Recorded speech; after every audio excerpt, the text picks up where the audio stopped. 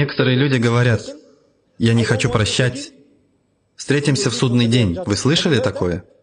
В судный день увидимся. Я встречусь с тобой в судный день. Вы слышали такое? Да.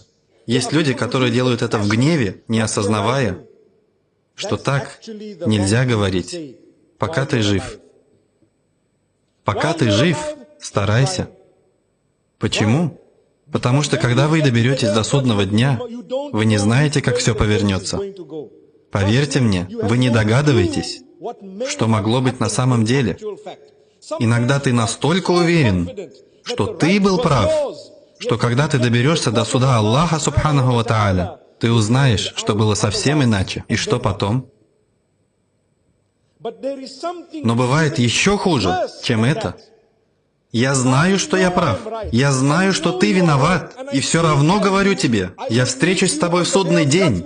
Я тебя не прощу. Хорошо, мы добрались до судного дня. Ты стоишь, я стою счастливый, думая, знаете что? Сегодня я тебе устрою. Ты украл мои деньги, тебе конец. Сегодня все решится. Ты будешь гореть. Ты расплатишься за это.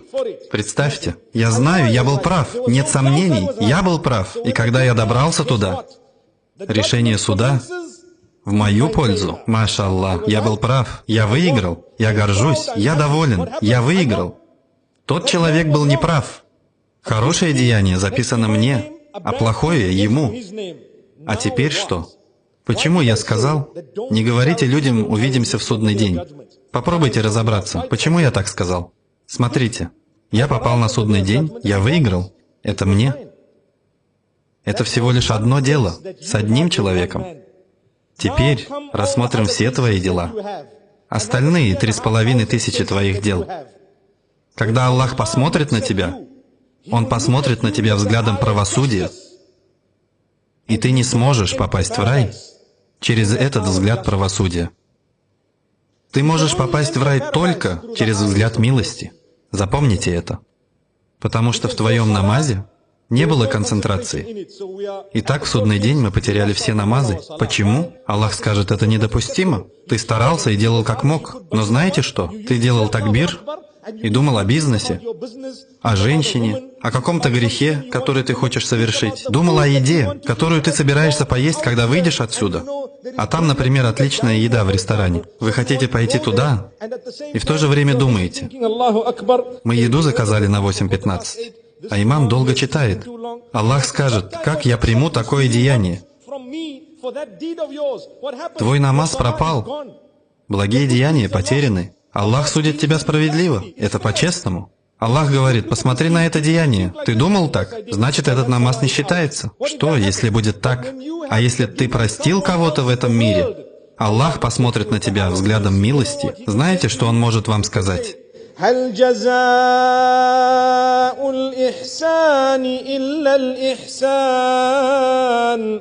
Воздают ли за добро иначе, чем добром?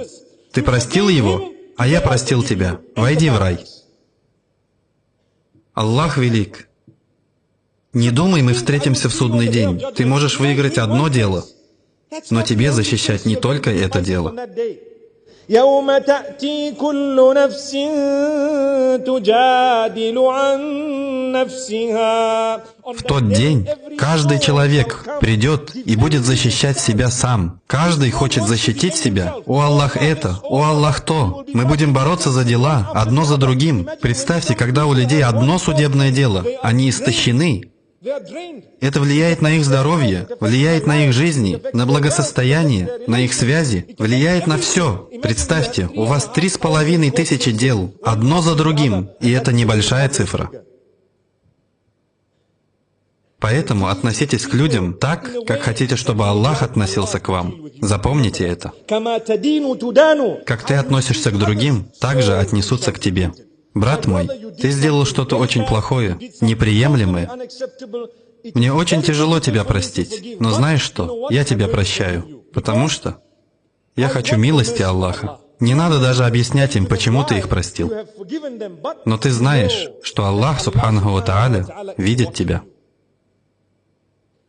Allah says, وَلَمَنْ صَبَرَ وَغَفَرَ إِنَّ ذَلِكَ لَمِنْ عَزْمِ الْأُمُورِ.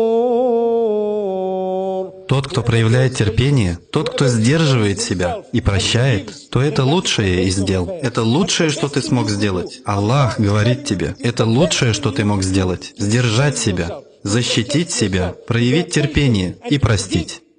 Dose.